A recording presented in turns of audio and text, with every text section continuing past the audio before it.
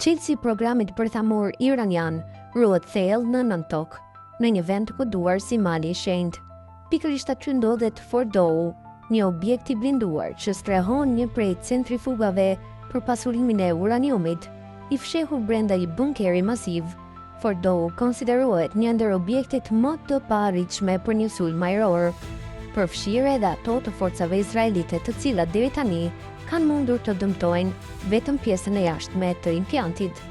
Pamjet e fundit satelitore kanë zbuluar vetëm dëme të vogla, një mur i dëmtuar pranë rrugës hyrëse, ndërsa pjesa tjetër mbetet e paprekur.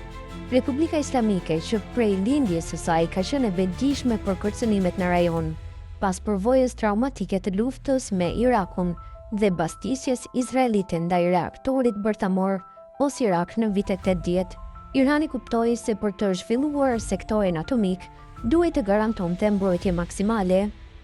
Kështu lindi ideja për ndërtimin e objekteve të nëndeshme si Fordow dhe më së fundmi Golan Gaz në jug të Natanzit.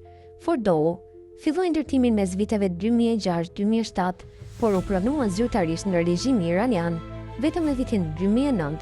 Zona u zgjohet për shkak të terrenit malor që ofron mbrojtje natyrore, por edhe për simbolikën. Rajoni kishte një numër të lartë dëshmorësh nga lufta me Irakun dhe ndodhet pranë qytetit të shenjtë të Qomit, një pikë referimi për shiitët.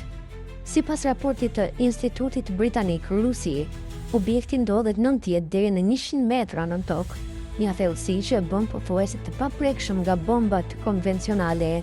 Edhe pse forcat ajrore izraelite disponojnë bomba për shkatrimin e bunkerëve, ato nuk kanë në arsenalin e tyre bombat më të rënda të SHBA-s, GBU-57A, të cilat mund të lëshohen vetëm nga bombarduesit amerikan B-2, një objektiv që kërkon SHBA-n. Diplomat dhe vëzhgues të çështjeve bërthamore e kanë theksuar së fundmi, vetëm një ndërhyrje ushtarake amerikane do të mund ta dëmtonte realisht Fordow, edhe atëherë suksesi nuk është i garantuar. Shtresat e betonit dhe materialet e tjera të përdorura gjatë ndërtimit, por edhe mungesa e të dhënave të sakta për strukturën, e bëjnë edhe më të vështirë një goditje të saktë. Perimetri është i mbrojtur nga kondërmasa të sofistikuara, që synojnë të pengojnë jo vetëm sulmet ajrore, por edhe nga toka. Plani B, sabotimi ose operacione speciale. Skenaret e mundshëm përfshin një operacion të forcave speciale pas një sulmi ajror, siç u raportua më para nga New York Times. Një ndërhyrje e tillë do synonte të neutralizonte implantin nga brenda. Një shembull i ngjashëm u vure në Siri, kur trupat elitare izraelite ndërhyn në fabrikën e fshehur të raketave në Maisaf, në Mars, një sinjal që u interpretua si provë për një skenar të mundshëm në Iran.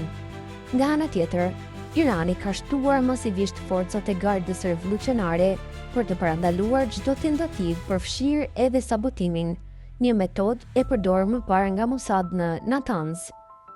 Por një kartë e luajtur më herët nuk mund të përdoret pafundësisht.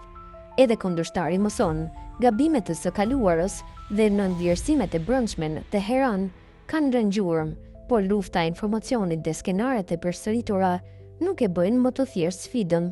Në një rajon gjithnjë më të paqëndrueshëm, Fordow mbetet simboli një betejë të madhe, jo vetëm për teknologjinë dhe sovranitetin, por edhe për strategjinë dhe durimin.